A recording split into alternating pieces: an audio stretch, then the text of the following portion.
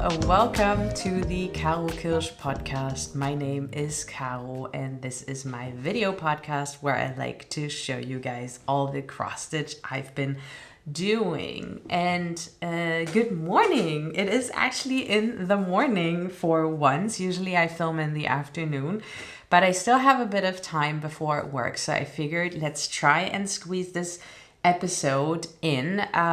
It's been 2 weeks since my last update. I stitched on 6 projects and yeah, I thought we'd try to get through this quickly because my plan actually is this afternoon where I usually would film this episode to do my whip parade. So I hope I can link to that somewhere in the video.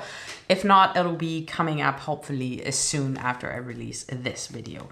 But yeah, so without further ado, I just want to get started. And as per usual, I'll be starting with the stitching I've done within my Mylestönn Manor game, because for some reason I'm always drawn to my Mylestönn Manor stuff right after the podcast.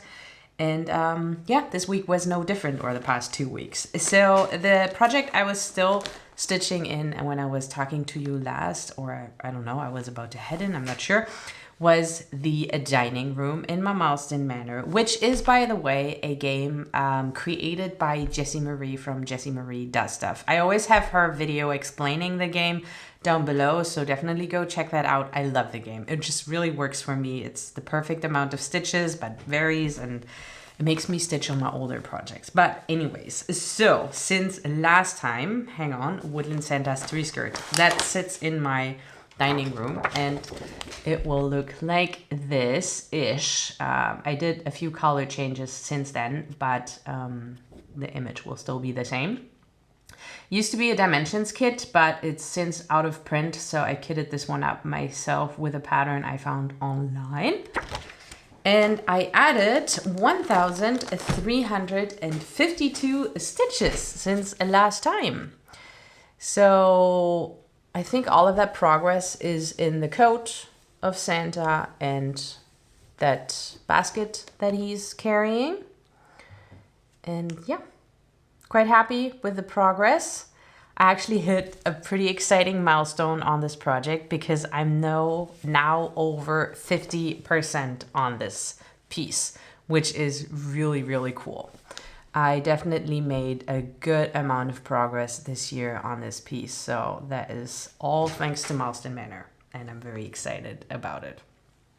But yeah, that's all I have to say to this project. Really, again, I'm trying to be quick here, and I'm just gonna dump the projects on the ground. So after my dining room, I headed into my entryway because I am ultimately going towards the kitchen because I have a card that tells me to go there. But in my entryway project, which is the project, I was just irritated, sorry. That I kind of get to the most is my focus piece for the year. I was originally trying to finish this, but it's not going to happen. Now I'm not even sure if I'm going to be able to finish it next year, but whatever. It is the amazing Loon piece, which is based on a chart by Heaven and Earth design called Amazing Grace. The artwork is from Barrett, no, not Barrett Biggers, from David. Ooh, now I'm going to throw those names. I never forgot his name before. It is in my little info box down here. I'm sorry, I totally forgot the artist now. But I took out this one that was in the original artwork and put in this Loon. And do you guys want to see? I finished the Loon. I'm so excited. Actually, let me take my magnet off here so you can get the full view of the Loon. It is done! Oh, I'm so relieved. But it ended up being really fun stitching him. So look at this guy. So the Loon is completely done. I stitched the Loon 1/1 full cross on this 28 count fabric. And now all I have left to do is background stitching and the shadow figure, which I'm stitching 2/2 on this 28 count, full cross, both full cross. But yes, I had to switch to the 1/1 full cross in the Loon because the confetti was just so crazy. But yeah, he came out so beautiful. Like all the patterning on his back, it really looks great in the camera screen. So yes, I'm very excited. I will take this out of the hoop. I still have to iron all these pieces for my whip parade. I don't know if I'll get to that. But yeah, if you want to see where this is a total, I guess, currently, you'll have to watch my whip parade where I'll hopefully take everything out of my hoops. But yeah, very excited. So I hit the milestone for getting the loon done, but I actually also got 2 more milestones with that turn because I crossed the threshold of an additional 10,000 stitches, and I'm now over 40,000 stitches in this piece. Where am I exactly? 40,517, but that also means that I cross over this threshold of 5,000 stitches. So I got 3 milestones, and yeah, and I actually also got into the background a little bit. So some of this 939 stitching I also added since last time to finish my turn, which was altogether 2,361 stitches, which I haven't said yet. So yeah, good progress on this one as well, actually. But moving on. So the last piece, that I still have to show you from my Mylestönn Manor game is my kitchen project. And this one we haven't, I'm sorry, I'm dropping all the things today. Is a project that I haven't shown you in a while. It is my long dark sampler called Ragnarok, which I started, when did I start this? March 10th, 2024. Was supposed to be my leap year SAL start, but I didn't quite manage to get it on the 29th of February.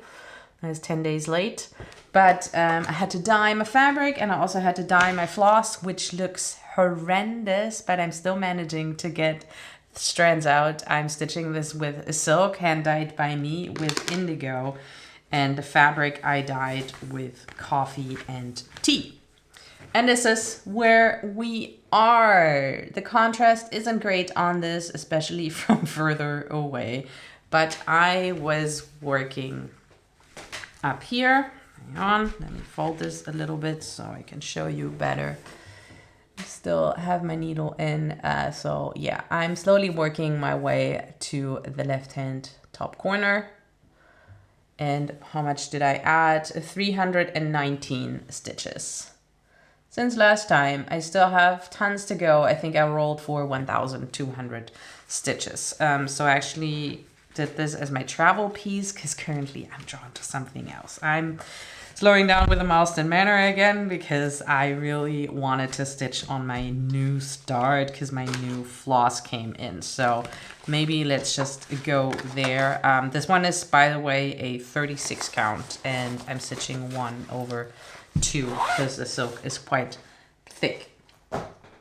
But yeah, my new start. So I have a printout now. So I started a new piece that I've shown you last episode. Let me take a sip of my coffee here. As I'm racing through this episode, we're 8 minutes in and I've already done 3 projects. So I might manage to get this done in a half hour, which was my plan.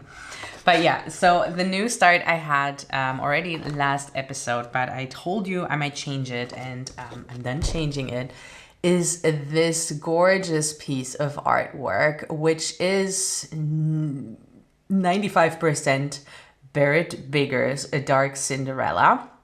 It is a chart from Pain-Free Crafts. I did purchase it there, but ended up recharting this myself because I wanted it bigger to get more detail in that little fairy. And I also did a few changes. Mainly, I put in this stag here and added a bit more river. And these flowers are what is different from now. I just felt like a little bit lighter to kind of balance out that side was better in that corner. So yeah, I'm really happy with how this looks now. This is the actual mock-up from my charting. I made it bigger. Did I just say that? Yes, I think the Pain-Free Craft chart is 407 stitches across, mine is 500 now. But since I chopped off quite a bit from the bottom, I think it's roughly the same dimension now as the Pain-Free Craft chart, maybe even a little smaller. Obviously different orientation. But yeah, so this is what the piece will look like. And this is where we're at. I did a lot. This goes so fast. So I added 2,174 stitches. You're gonna see the before somewhere in the screen. As you can see, it's still quite confetti heavy. I really tried reducing the confetti, but I think it's just in the nature of this chart that there is a lot of confetti, but it is really fun stitching. There's not too many ninja stitches. So that's okay. But yes, confetti for sure. Yeah, I started in the top left corner because I like to do that. And I started stitching this with CXC threads 2/1 10 stitch on a 25 count from Zweigart. But I've ordered, and they've since arrived, the Painting a Fairy threads. And let me just show you. Oh. This is all the threads. So this chart, I think, has over 130 colors, which is why I decided, because I originally wanted to just kit it up as a single project with these floss cards, because I really like these floss cards. But since I put the full skeins on here, which I don't need for all the colors. I mean, some colors I need 2 skeins, or more than 1 anyways. But most colors you only need like whatever 3 or 4 strands of a full skein. So this got huge and quite unruly. This is massive altogether. So I decided to actually put together another one of my master kits, because I just really enjoy stitching from them. And I want to put that in a video as well. So keep a lookout for that as well if you want to make one of those kits as well. Because yeah, I'm a big fan. I think it works really nice. And it also stores with my Velcro stuff the started threads. So that's really nice. So yeah, I'm going to change this situation. But I really like the floss so far. I actually heard Nadia from Dark Cross Stitch or Dark X Stitch here on YouTube. She mentioned in her last episode that these potentially bleed, which made me really nervous. So I picked a few of the brightest colors and actually did a bleed test. So I sprayed them with water on top of it's like this color catcher fabric that you put in the wash if you have like colors that might bleed into others. So I figured it'll really draw out the colors if there are any to be drawn out. But no bleeding on the, I think I tested 5 or 6 of, like, I tested the 939, I tested this one, I tested one of these oranges here, and I think the reddest red that I had in here, which isn't very red at all. It's like this rusty red, but none of them bled, not at all. So from my testing, I'm pretty confident those won't bleed, and I really like them. They're 100% cotton. They're obviously much cheaper than the DMC, especially for me here in Germany, because a skein of DMC costs over €1, which, I don't know, you can convert that to your own currency, is definitely more expensive than what you guys in the US pay.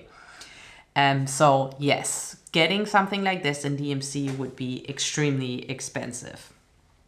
So yeah, if I like this, and I think it's made the stitching better on this piece as well. So I'm still doing 10 stitch. It's just so quick. It's really nice. I mean, I had one, it was even a weekday. I think on Wednesday, I managed to put in over 1,000 stitches, which that was the very first time ever that I managed to put over 1,000 stitches on a weekday. And I think it was actually my top stitch mount day in total too.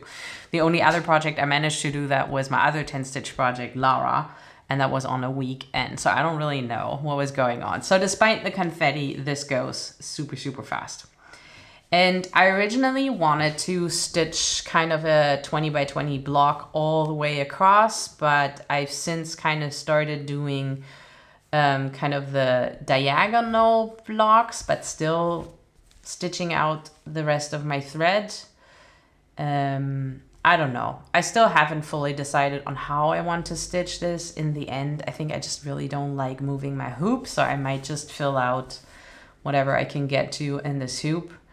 I did move it into a smaller one because my margin on the top is quite tight, so it is a little hard with the bigger nerd hoop in my contraption here to stitch so far at the top. So that's why I changed to a smaller hoop in the end. So I am actually still debating if I'll keep these threads as long as these are. This is usually the length I like for 2 strands, because then I can do the loop start. But I think because I'm traveling quite far, which obviously bears the risk of making mistakes, because those colors that are the most confetti, you know, that are pretty spread quite far, yeah, those take you just super far out. So if I were to use shorter threads, obviously I wouldn't wander so far. So I might stitch with a short length after all and just do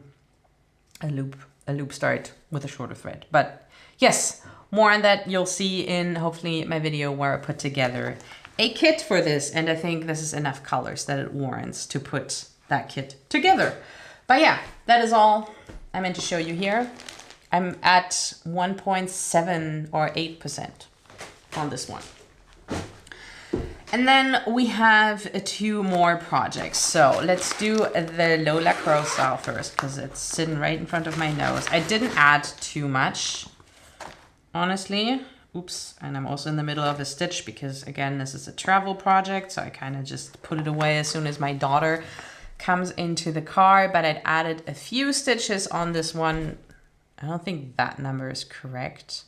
It says only 175 stitches. It might be more. I might correct myself on screen, but it might be also true. So I only added a little bit more of the black from the frame, and since actually today, the next release, maybe it's already out, I haven't checked, but yeah, the first release definitely dropped off the exhibitions, and that's unfortunately in the very bottom. I was hoping she would release something in the top of the frame, but of course it is in the very bottom, in the bottom left and in the bottom right, so I'm very far away from those fun colors. So I'm just gonna continue stitching that skeleton and all that jazz, which is okay. So we'll see with the next releases if there's something fun coming up here.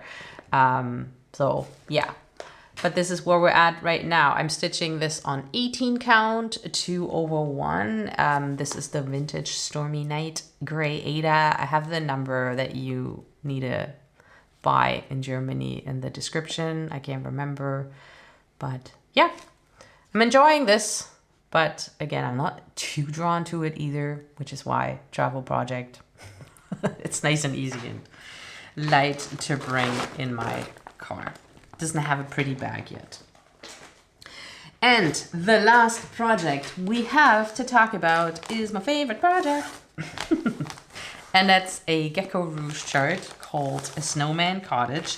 The artwork is by Kate Brazier. And this is how the image will look like once it is done. I edited this just very, very slightly by taking out 10 rows of like this pink snow here because I wasn't too keen on this. So I just moved the bottom up a little bit. And I also took out the background snow in the top because I dyed my fabric, which you can't see now anymore because I put it in one of those grime guards.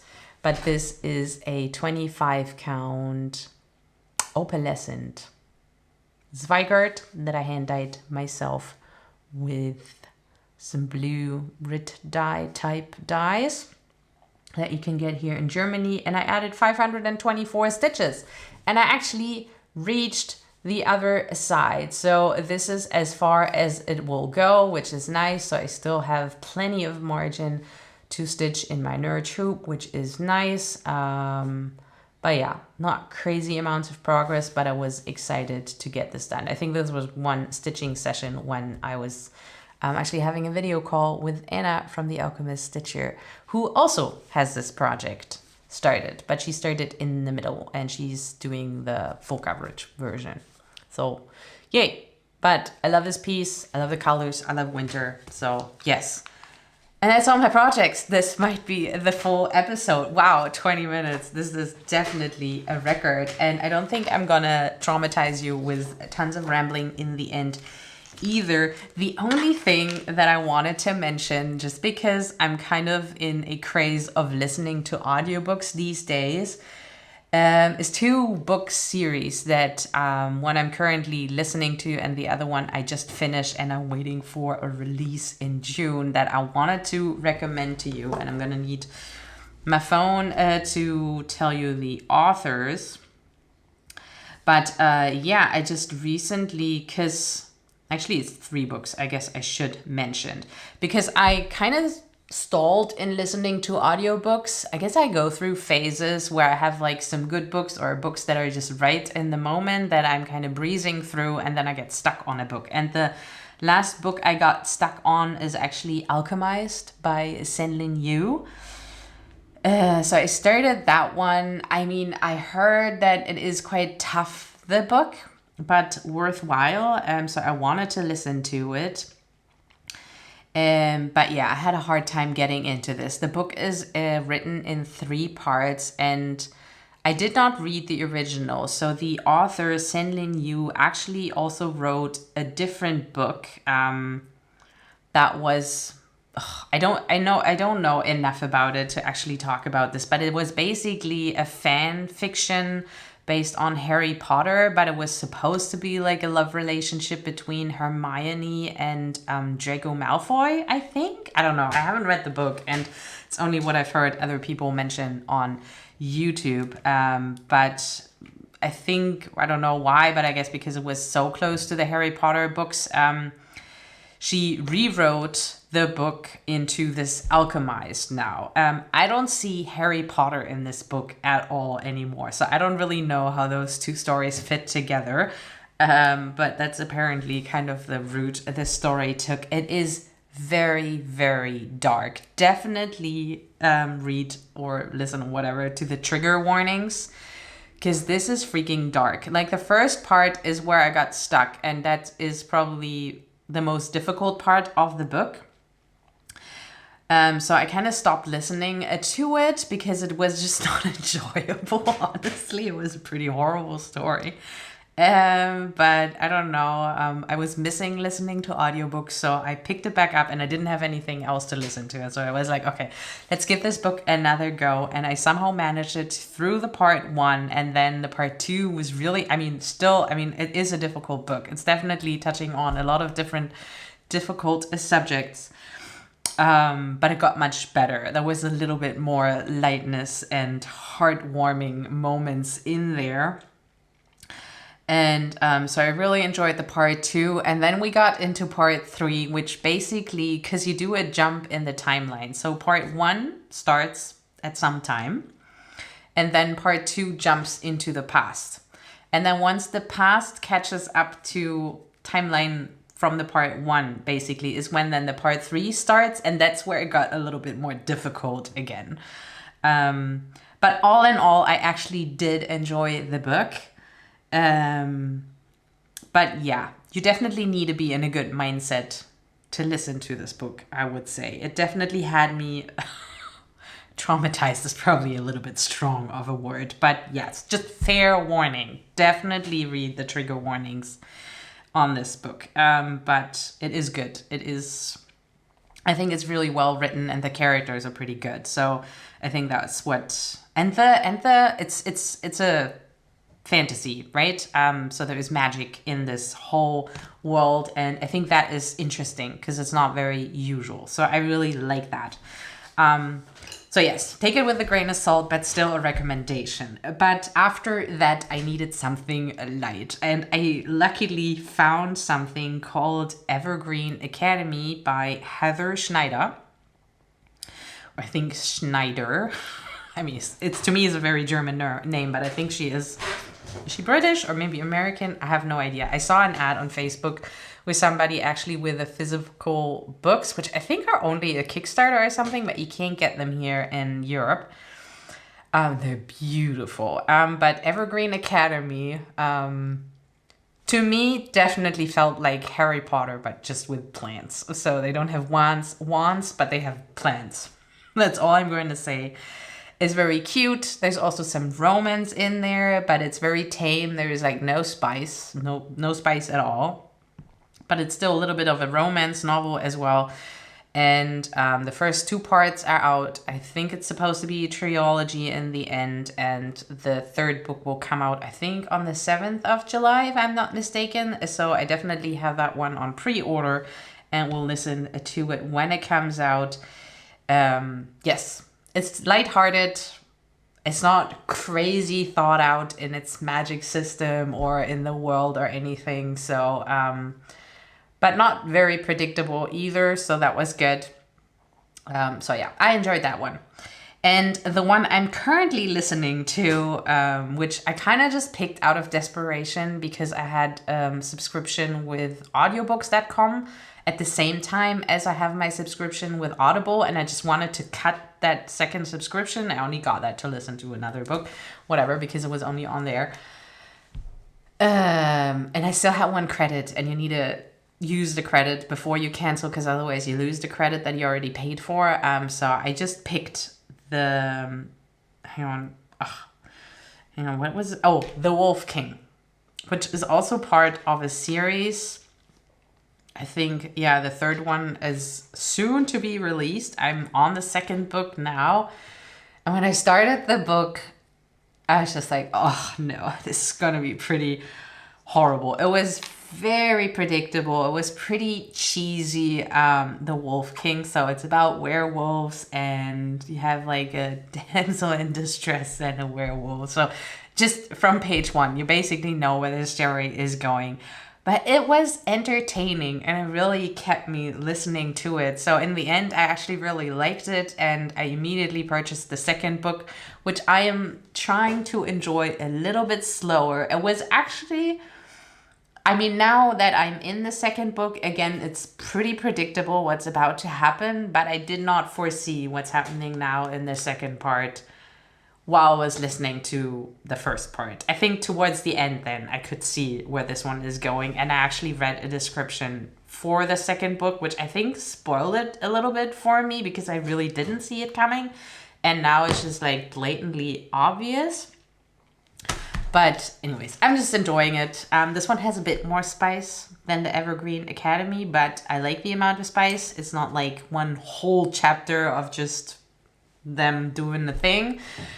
It's just a few pages, I guess, if you were to read a physical book, and then it goes on to the story, which again, the story isn't like too crazy. It's not a crazy intricate world that took years to create, but it is nice. I enjoy it, so if you want, you can check it out. But I like fantasy, romantasy, isn't that the new genre? So yeah, that's just wanted to throw that in because I am enjoying listening to my audiobooks again, and I guess I'm excited that I have something to listen to currently, and I thought I would pass along 3 recommendations if you are on the lookout for something new to read. But yes, that is it. I'm excited. I got this done in a half hour. So yeah, check out my whip parade, which might drop at the same time with this video or shortly before or after. I'll link it somewhere. And thank you for watching. And oh yeah, drop me an emoji. Drop me an emoji. What kind of emoji? A ship. I'm looking at my Ragnarok. There's a huge ship in it. No, a wolf. Let's go for a wolf, because the Wolf King, and there's also a wolf in the Ragnarok piece. So yes, if you listen to the end, so I know you've been here, and I love seeing those little emojis down there. It makes me happy, even if you just drop the emoji. And on that note, I'm really sorry. I'm terrible sometimes with answering comments. Like, usually once an episode drops and the first comments come in, I'm pretty good with answering to the first few comments. But sometimes there's people that actually take some time and writing a bit more, which I love. And it's totally fine if you don't. I know how hard it is, and you don't always have like whatever full story to share when you see an episode. I mean, I enjoy seeing episodes too, and all I have to say is hi, loved it kind of thing, you know? So that is totally a-okay as well, and I love seeing those comments as well. But if somebody does take the time to actually write something about them or whatever that they seen in the episode that they can relate to or that they really liked, I kind of would like to return the kindness, and that's usually not the time when I'm like quickly reading it on my phone. So I'm very sorry. Sometimes it just takes me a little longer to answer those types of comments, because I don't even give them a heart, because then they vanish from my new comments thing and then I might forget about it. So I just kind of leave them be. I see them pretty quickly, but I might not get around to actually giving you a proper answer a little bit after. So I'm sorry if it takes maybe a week or two before I get around to answering your comment. But anyways, I love seeing them. Consider subscribing if this is the first time you're here. Welcome. A little bit late. Usually you're supposed to say that at the beginning of the episode. But anyways, so I have to go work now, and I'll let you guys go. I hope you enjoy the next week. We are in the front of a crazy heat wave. Currently it's raining and cold and nice, and I love it. And next week we're about to see 33 degrees and I hate it. So that's why I wanted to film all this. Also my whip parade today. Because, oh, see, work's calling. I need to go. Bye-bye.